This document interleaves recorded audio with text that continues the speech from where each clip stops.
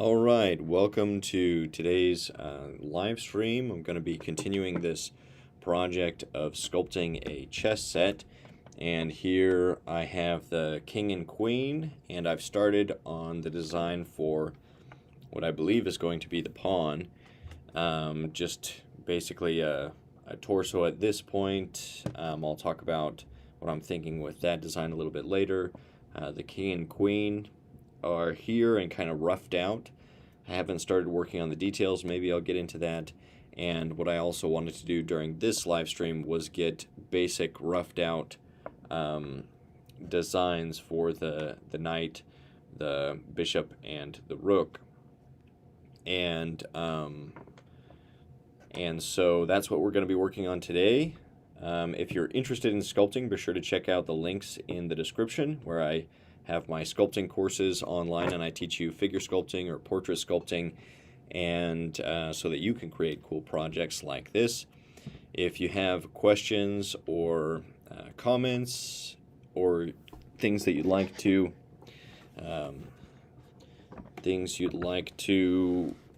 have answered, feel free to drop that in the chat, and I'd love to get to those if people have questions. Let me just move to a better positioning next to the camera. I try to get it so that you guys can see what exactly is going on, and so I can see what's going on as well. So yeah, this is what we're going to be working on, or I'm going to be working on. I've gone ahead and warmed up some of this clay. This is a cheap clay that I got from the Dollar Tree, and then I've mixed it with some beeswax so that it's a little bit firmer, a little bit harder. It's not my favorite clay, but for the cost, you know, it's pretty inexpensive, even when you consider the beeswax, which is typically a little bit more. I think this clay, being a firm clay, came out to still around maybe $3 a pound or something like that, and so that's pretty cheap. Most clays are like $10 a pound for this non-dry type of clay. Somebody saying the pieces are looking really nice. Well, thank you. Yeah, I'm excited to keep developing them, and hopefully they continue to develop nicely. So yeah, let me just get to, I'm just gonna basically quickly shape out some longer pieces of clay to represent these other pieces that I haven't got to yet, and that way I have some basically just forms to build on top of. Because this clay is pretty firm, it's hard to work with when it's cool, and so I've warmed up some, and I'm gonna just form out those pieces right now. A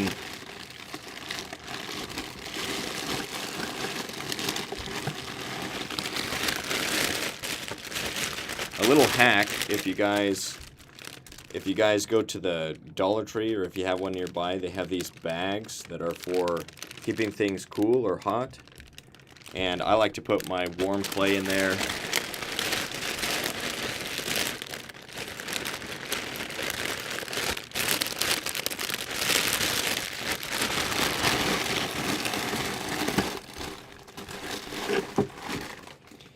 And that way it keeps things nice and warm until I can get to them. So I'm just going to go ahead and form out, or grab some of this clay and form it into just kind of something like this. I'll work it a little bit.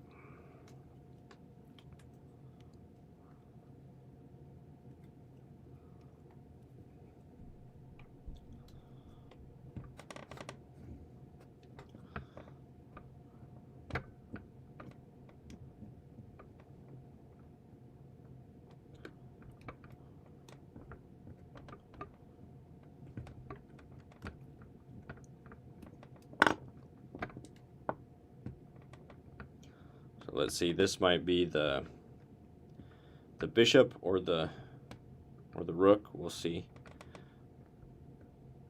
And I don't know, yeah, I'm not positive yet how I want to address those pieces, but we'll see. So I just have something really simple there that I can change and shape as we go along. But I just wanted to get something, a basic shape formed quickly. So I'll come back to that one, and the same thing with the piece that I'll use for the rook.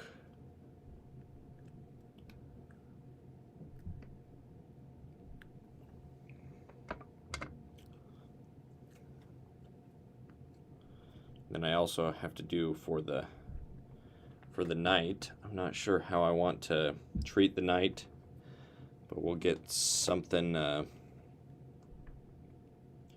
something roughed out here. So just having this like tower of clay will help. Because forming this with the cool wax is really cumbersome. Let's twist this a little bit.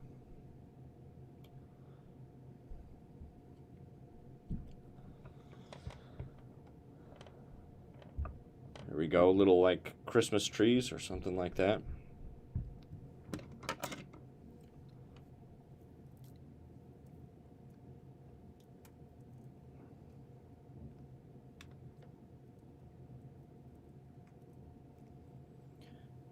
Then let's do one for the knight.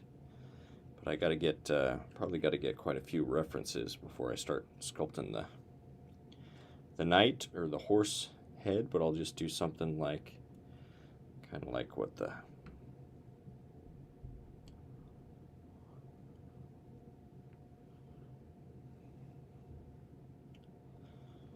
actual horse is.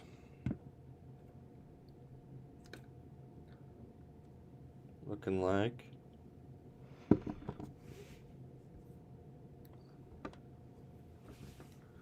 see. Just a little bit.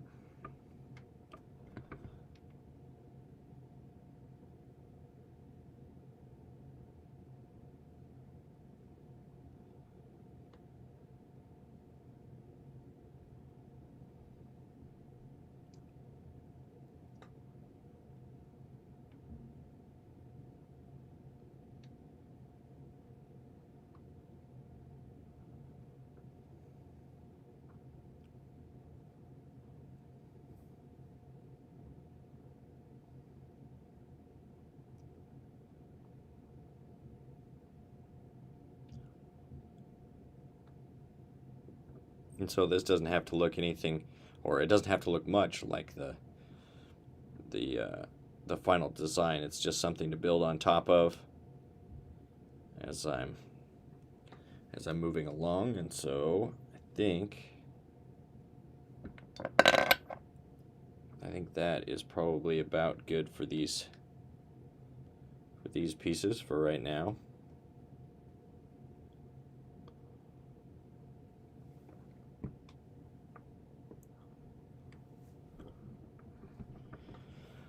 All right, and I'll go ahead and let these cool. I don't think it matters too much if these are warmer. Maybe I'll just get some curve going on. Let's say that the head is somewhere up here, and then the spine, and something like that.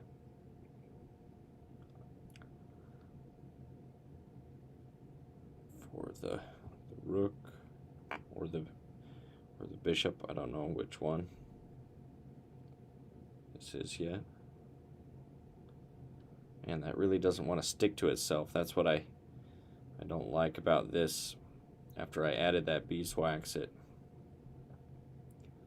is not as sticky when it comes to sticking to itself, which ideally you want a clay that sticks to itself but then doesn't stick to the tools. That's like the ideal situation. Sticks to itself well, but it doesn't stick to the tools or your fingers. So that's kind of a hard balance to get, but let's see.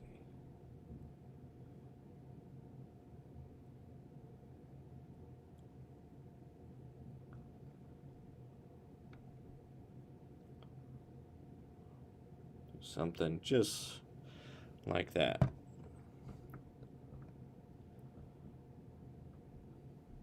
Oh, we got, let's see, Surya Darnal.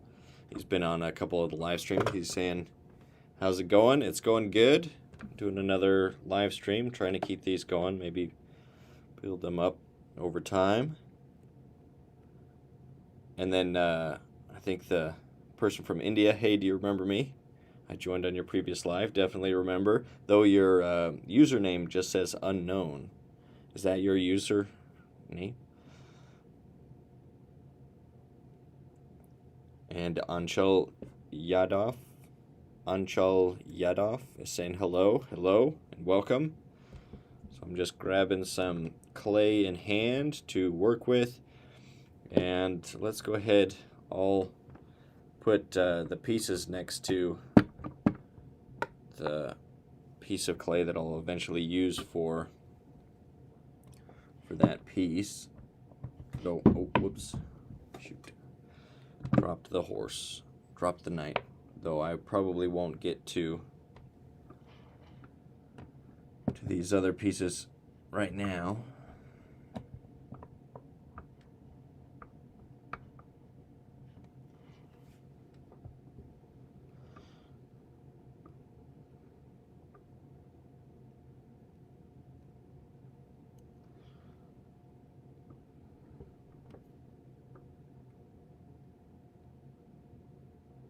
Let's see, somebody's saying, my good friend Anchal wanted to sculpt a chess set for her boyfriend before he leaves the city. So I directed her here. Oh, cool. So that was Surya, how do you pronounce that? Surya Darnal? That's saying that somebody was interested in doing something like this, sculpting a chess set, which I'm sure, you know, this has probably been done many, many times. And but I wanted to put my own spin on it, my own style on it. And yeah, that's a great idea to sculpt it. If you only have to do one chess set, you might consider doing it in like a polymer clay that you could just bake in the oven. That way you don't have to mold and cast each piece. Though, if you do it in a polymer clay, then you have to sculpt every piece, like you have to sculpt every pawn. Whereas if you make a mold, then you can just sculpt one pawn and then cast it for the 16 times you need it or whatever.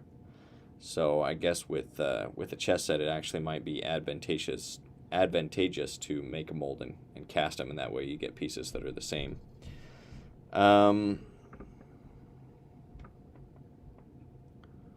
Let's see. Onyx Loves is saying, hi, I finally caught one of these online streams. Yeah, I've been trying to do these with this current project. So yeah, it's coming along slowly. Let's see, I can probably put this clay away for now. Back. Yeah, if you guys have questions or comments or ideas for upcoming streams or anything like that, please let me know, and I will try to address those things as I'm working. So let's go ahead and continue to develop the king. I think there's just a few things that I'd like to do, and then maybe I'll start on the line work. Somebody's saying, please do a stream when you cast these. I could do that. I think I can do that. I need to order the supplies because I'm out of silicone. I use a cheap like hardware grade silicone for most of my mold making. So I will try to stream it once I do that. And so let's see.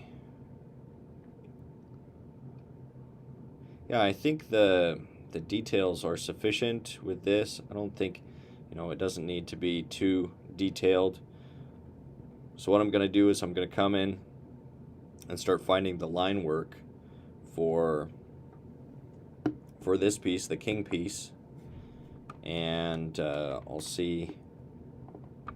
keep some clay in hand to just warm up in my hand, and then I'll take this and start finding the line work. So this is what I do if I'm building a maquette or a design for stone sculpture. This is usually the process I go through first, is sculpting the design, and then I use these as a reference. That's what this clay was actually designed for, was for these maquettes. A cheap clay that I could just like put outside and not worry about it, because of the wax should keep it together.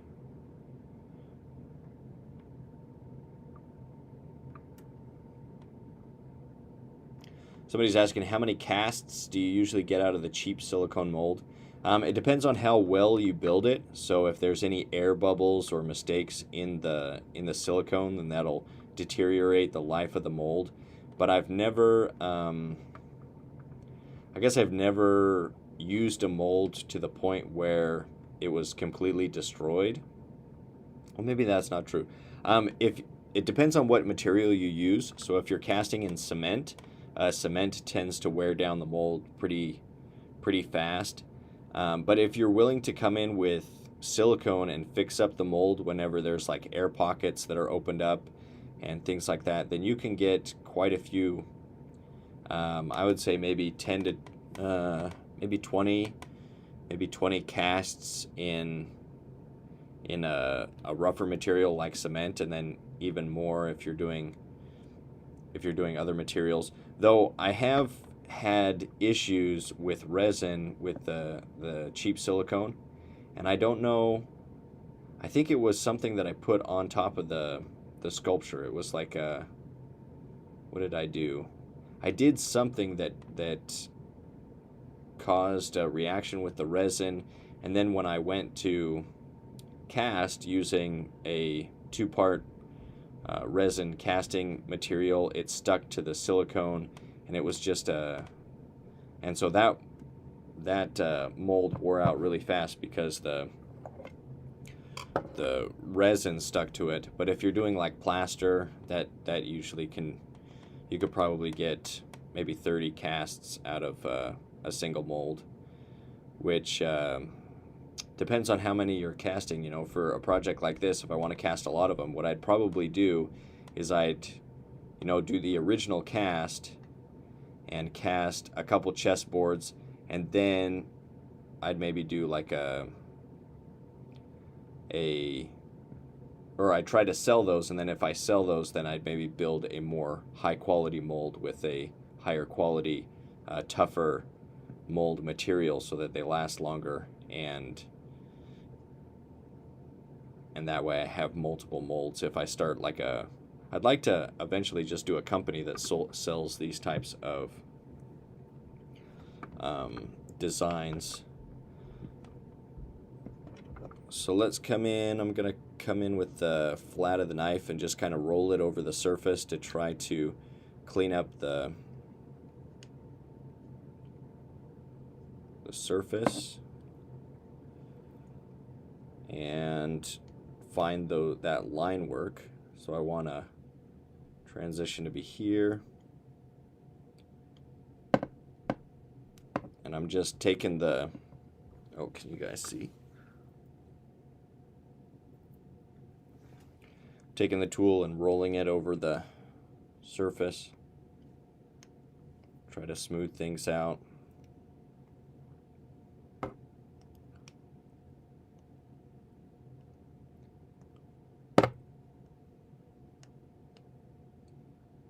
And I have to decide what details I want to maintain and what I want to just kind of smooth out and simplify.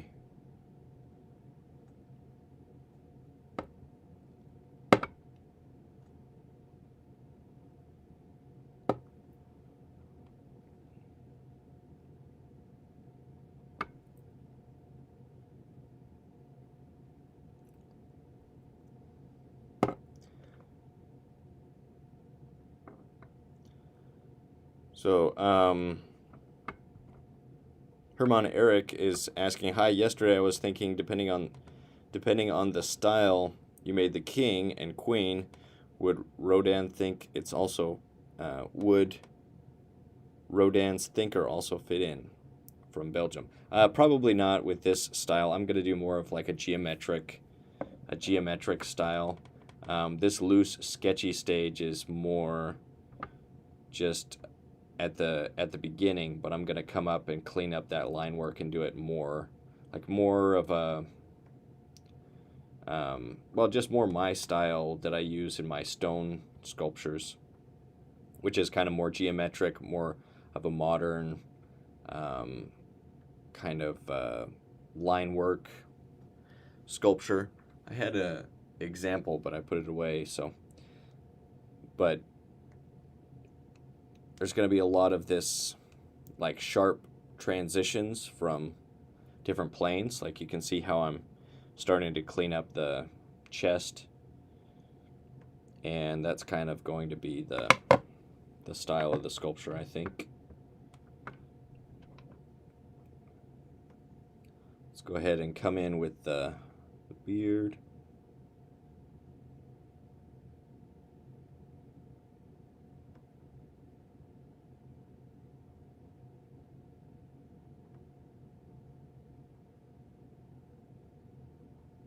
Then I need some more clay under the jaw. Let's see that the beard comes down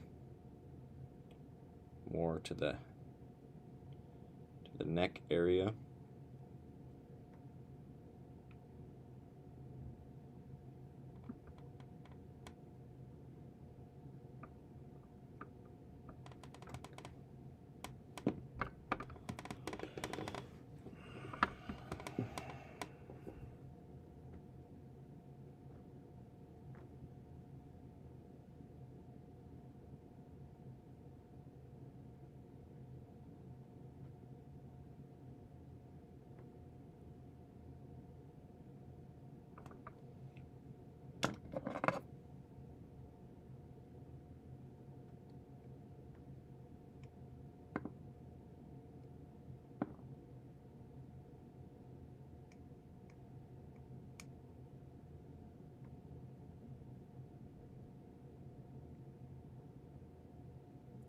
And I'm going to come with the knife and clean that up.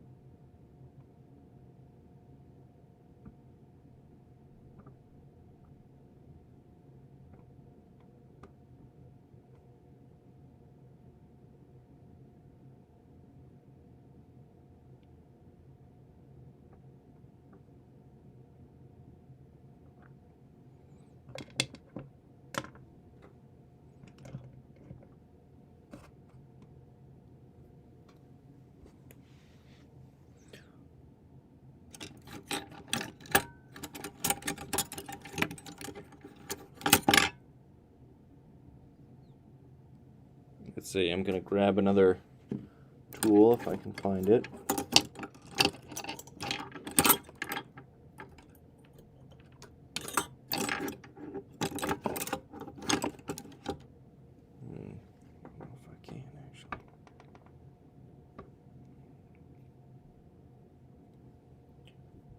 Let's see, this wasn't exactly the tool I was looking for, but I'll use this one. Somebody's asking, have you ever casted a sculpture in bronze or bronze resin?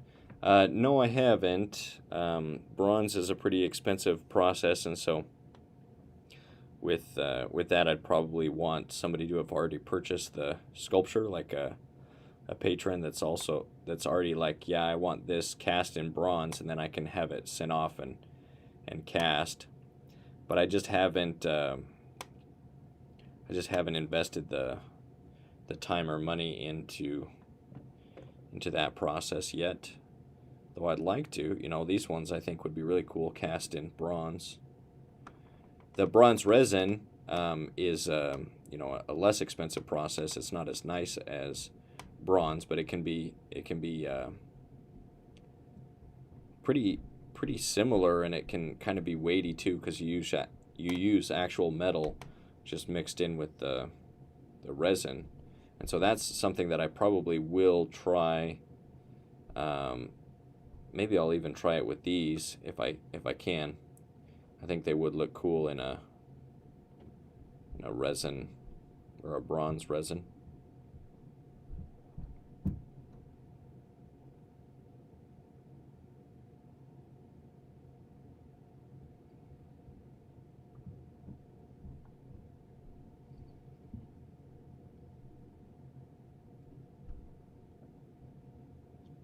So somebody's asking, do you remember how you got into sculpture and what made you take it professionally? Yeah, I remember. I was in college, and I think at that time my major was going to be pre-physical therapy. So I was planning to go down the road of being a physical therapist or a physical therapist assistant or something like that. And but I was just drawn to art classes and art courses, and then in one of the like shop areas there was a really well done figure sculpture, and I was like, well, what class was that? I want to take that class, whatever it was. And so then I just took intermediate sculpture, and then figure sculpture, and I just loved it. I just loved working in 3D and creating things in that dimension, and artistically I just really connected with it. And so I decided that, I just got to try to make this work. So then I switched my major and changed it to sculpture, and then I was just gonna try to make it work. And then before I graduated, a couple of years later, I reached out to Stan Prokopenko of Proko, because I liked what he was doing and I liked the idea of an online course or creating online courses. And so I was checking and seeing if he'd be interested in collaborating for a sculpting course, and he was interested, and it was kind of history from there. But as far as being a professional, I still feel like there's a lot that I have to learn, and I'm still working on the side of it, that the monetization side, because it is tricky to monetize. And so unless you live in an environment or with connections of people that are maybe in galleries, or you have people that can show you how they monetize it, then it can be difficult figuring out, well, okay, now I can make something, how do I monetize it? So that's a part I'm still figuring out, and maybe this hopefully this project is a part of that, where I can use this sculpture as a chance to try to monetize sculpting, and it's something where I feel like if I do a really good job of creating these let me make sure this is in focus. If I do a good job with this chessboard, I feel like, oh, this is something that people might be interested in, and maybe I can have a series of chessboards that are kind of a little bit more high end, so maybe people are willing to pay somewhere between $100 and $200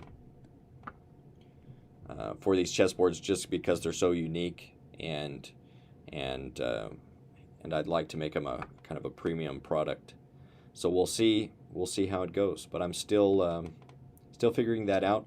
The courses have, I think somebody was asking last time, like, what's the average revenue from the courses, and I don't know if I answered that, but I don't think I did. But they're making around it's like on average like $2,500 a month, and that's like my biggest revenue source right now. But it's not, that's not a ton, depending on where you're living. For most places, like it wasn't enough to get a house in Utah where I was living, and so I had to move to Iowa, which was a lot cheaper.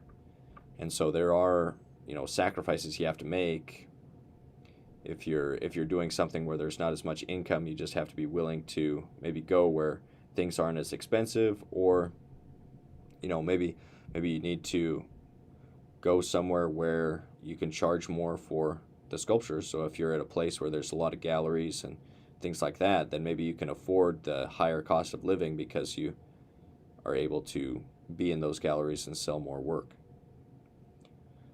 So yeah, that's kind of how I did it. Just saw a sculpture of another person. It was actually Jason Millward, who I mentioned in the previous live stream, who was a big inspiration for me. And I saw his sculpture, his figure sculpture, and then I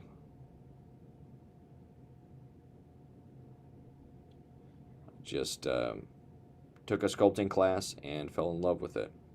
Now I'm still trying to make it work.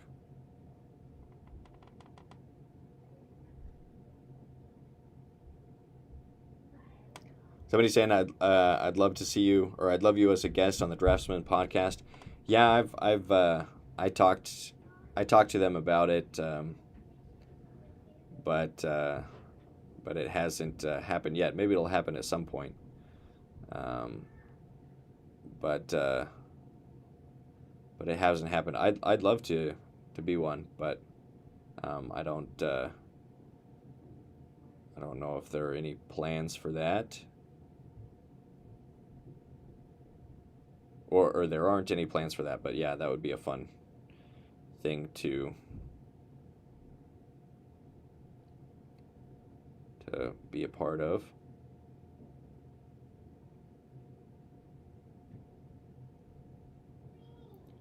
I'm gonna give this guy kind of a thicker brow, and then I'm going to like round the brow off into the cheekbone, I think. So there'll kind of be this plane change to the brow, and then I'm not going to worry about the eyes themselves.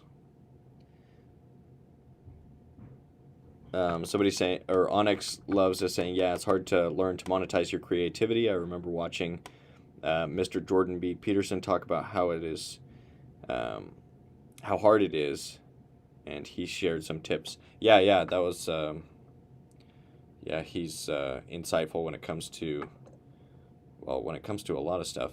But yeah, he was talking about that creativity is something that's very difficult to monetize in the marketplace, because most creative people, most creative ideas are not something that somebody's going to be like, oh yeah, I want to pay money for that.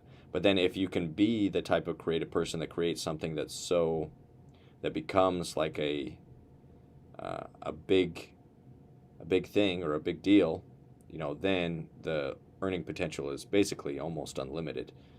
Because, well, I mean, it's limited, but I mean, if you can create something that or if you can become the type of artist that people are talking about and is famous, and then your works are sought after by wealthy people, then you can go really big. And that's with any artistic form. So whether it's sculpture or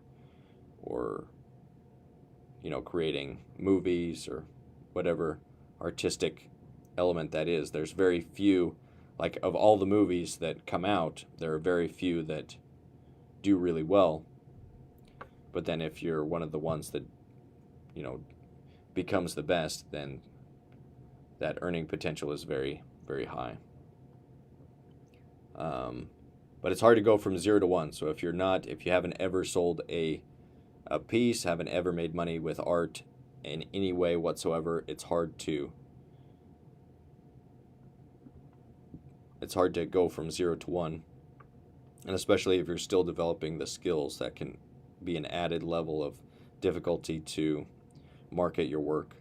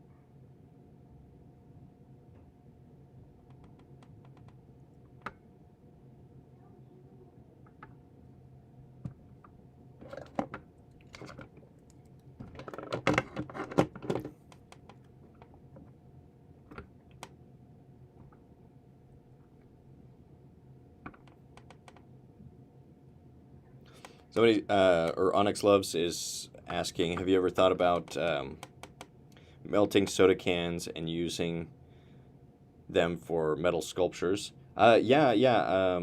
Getting a kiln, and in fact, I did that. I wasn't interested in cans as much as copper. I really liked copper, though copper's a lot more expensive of a material, not as expensive as silver or anything like that, but copper is kind of expensive, very useful metal. But I really like the color of copper, and it being more accessible than silver. I've actually done some copper casts, but it's hard to cast copper in a way that turns out really good. So maybe I should have done like an aluminum, or there's another alloy that's like a really common alloy. It's a little bit heavier than aluminum. I forget the name of it, but it's used in like your bathroom rods, or just like stuff where it's metal that's like a cheaper metal, and it's a little bit heavier than aluminum. I forget what it is, but I've heard that that's good because it actually has a lower melting temperature than aluminum, and so it's really accessible and easy to use. So I'll have to look into that. Maybe that's something else that I could try to do, and create a process for casting things like these. Like if I think the process is something like you would take the silicone mold, and then you'd like do a wax, dip this in, or pour wax in and then slush the wax around, and then you'd take the wax out, a wax piece like this but made out of wax, and then you dip that into a plaster, like a plaster and sand slurry, and then you'd melt the wax out and then pour the metal into that plaster mold. And so the process is an interesting process, but I could see that being really cool to do something like that. And for these, it would be fun to have a metal chess set.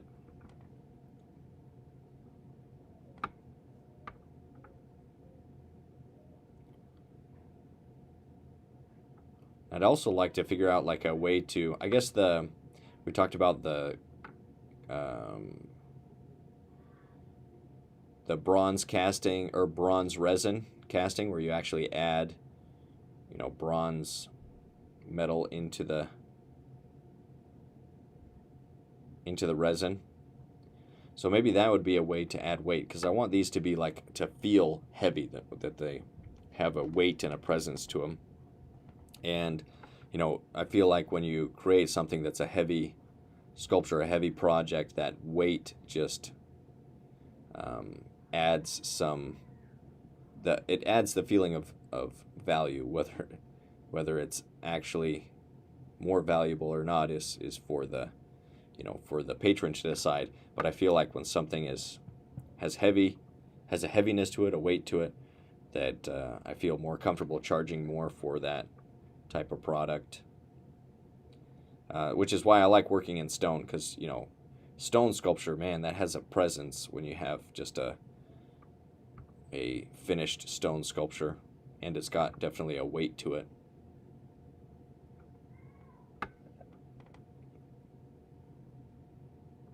Let's see, I feel like the cheeks going all the way to the beard is a little bit too much, so I'm gonna blend out right there. Same thing on this side.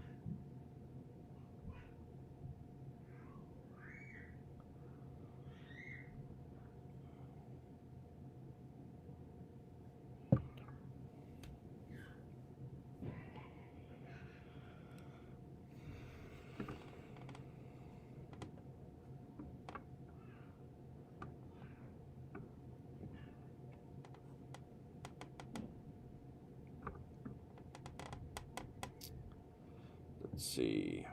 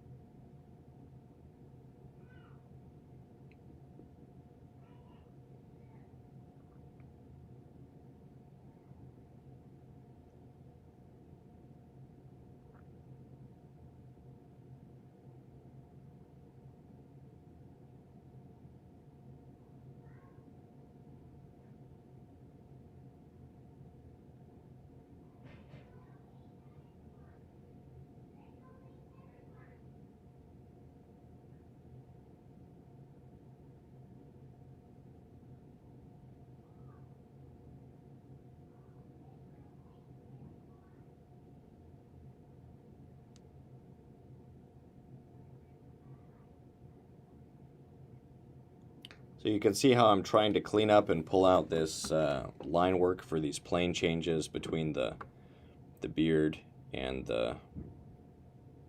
or how I'm doing this in the beard, but I'm just trying to do it all over. Just look for line work and then create a transition.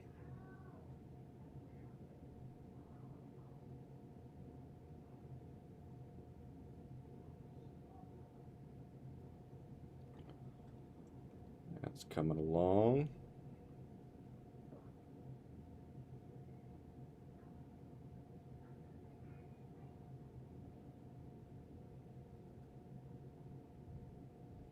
Feel like the neck on the back side is a little bit too thick, so I'm gonna just come in with a loop tool and remove some of that material.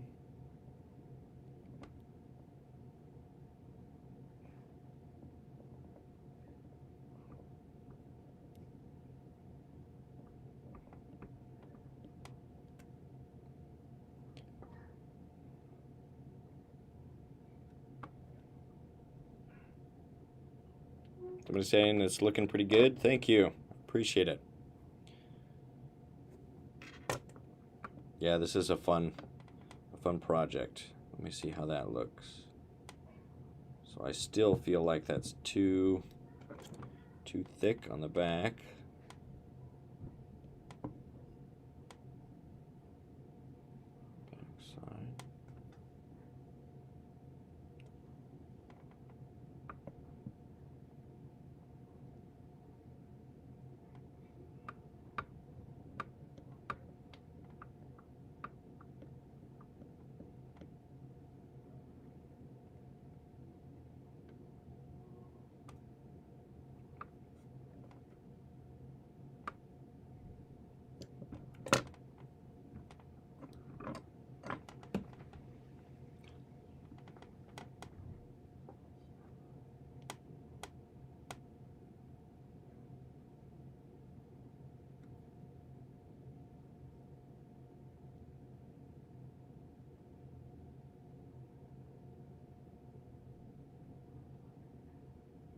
gonna have him looking up a little bit more. I think that's more of a looking up and out, kind of across the board, over the board, rather than looking down.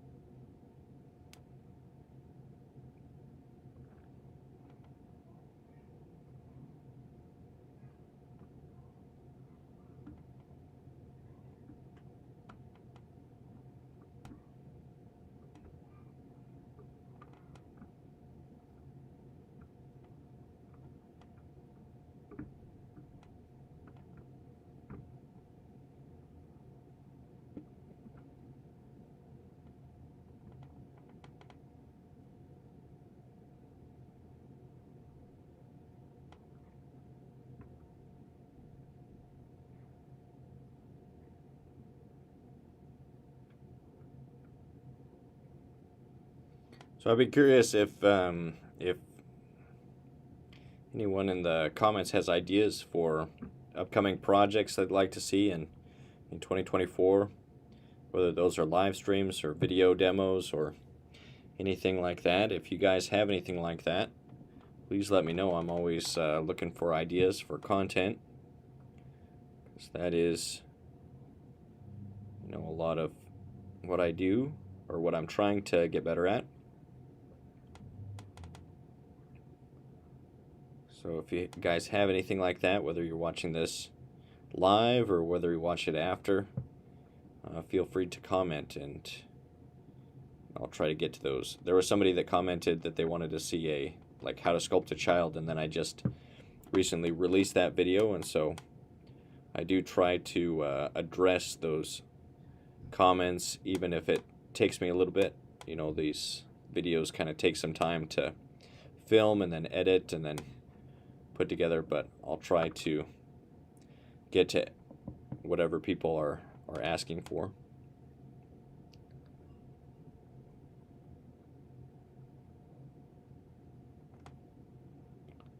And that's with regards to sculpture or any other topic. If it's something that interests me, I'm happy to do a video about it. I've done things that were, not necessarily sculpture related. Things that dive more into politics or religion or other things that interest me. Philosophy, those things I all find very interesting. And with this being my personal channel, I try to make content on things that interest me.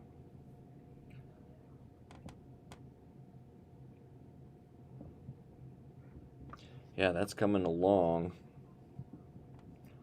I like how that's going. Move this down just a little bit.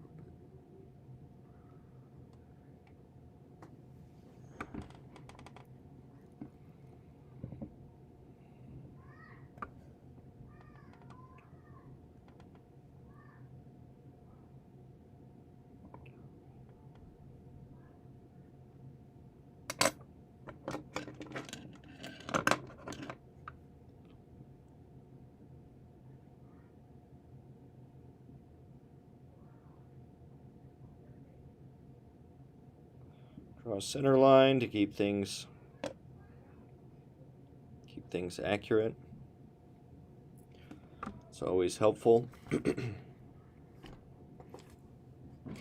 And something I'll try to do, because I'm recording these live streams,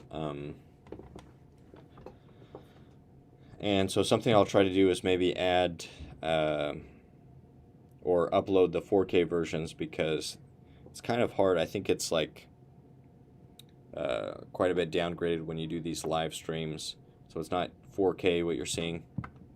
Maybe there's a way to stream 4K, but I think even if I figured out how, I don't think my internet's fast enough to do that. So I'll try to upload the 4K versions. Maybe I'll take out my talking, or maybe I'll leave that in and maybe just add some music in the background or something like that.